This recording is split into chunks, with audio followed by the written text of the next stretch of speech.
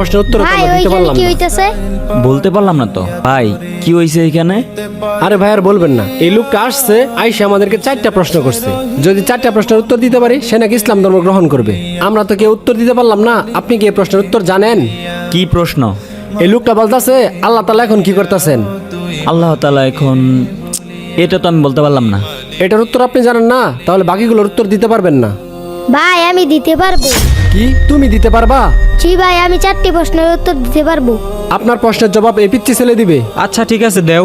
আচ্ছা, আমি যেহেতু প্রশ্নের জবাব দিব, আমি এখন শিক্ষক, আপনি আমার ছাত্র, আপনি চেয়ার থেকে উঠে আসেন। ঠিক আছে, যেহেতু প্রশ্নের উত্তর দিবা সেহেতু বসেই দাও। আপনার প্রথম প্রশ্ন কি? প্রথম প্রশ্ন হলো, আল্লাহ তাআলা এখন কি করছেন? আপনার মতো গর্দবকে চেয়ার থেকে নামিয়ে আমাকে আল্লাহ তাআলা বসিয়েছে। আপনার দ্বিতীয় প্রশ্ন কি? আল্লাহর আগে কে? আপনি 1 থেকে 10 পর্যন্ত গুনেন। 1 2 3 4 5 6 7 8 9 10। আবার 10 থেকে নিচ দিকে গুনে আসেন। 10 9 8 7 6 5 4 3 2 1 0। কি হলো, থেমে গেলেন কেন?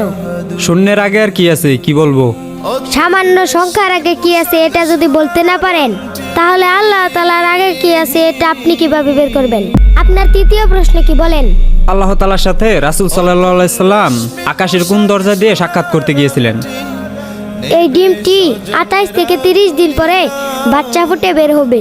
বলেন তো দেখি কোন দিক দিয়ে বের হবে? সেটা আমি কিভাবে বলবো? মুরগি যে দিক দিয়ে ফুটো করবে সেদিক দিয়ে বাচ্চা বের হবে। ঠিক কোন দিক থেকে বের হবে? এর উত্তর আমার জানা নেই। ঠিক তেমনই আল্লাহ তাআলা তার বন্ধুকে আকাশের কোন দরজা দিয়ে মেরাজে নেবেন, এটা একমাত্র আল্লাহ তাআলার ব্যক্তিগত কাজ। এটা আপনার আমার জানার বিষয় না। আপনার চতুর্থ প্রশ্ন বলেন। আল্লাহ তাআলা এই পুরো পৃথিবীটাকে একা কিভাবে পরিচালনা করেন? তাহলে চলেন আমার। কি ব্যাপার, তুমি এই অন্ধকার করে একটা মোম জ্বালিয়ে আমাকে নিয়ে আসলে কেন? এই যে মোমবাতিটা, এই মোমবাতিটার আলো কোন দিকে তাকিয়ে আছে বলতে পারবেন? আমি কিভাবে বলবো মোম কোন দিকে তাকিয়ে আছে? মোমের আলো তো পুরো ঘরে ছড়িয়ে আছে। আল্লাহ তাআলা তার নূর আর রহমত দিয়ে ঠিক এভাবেই পুরো পৃথিবীটাকে ঘিরে রেখেছে।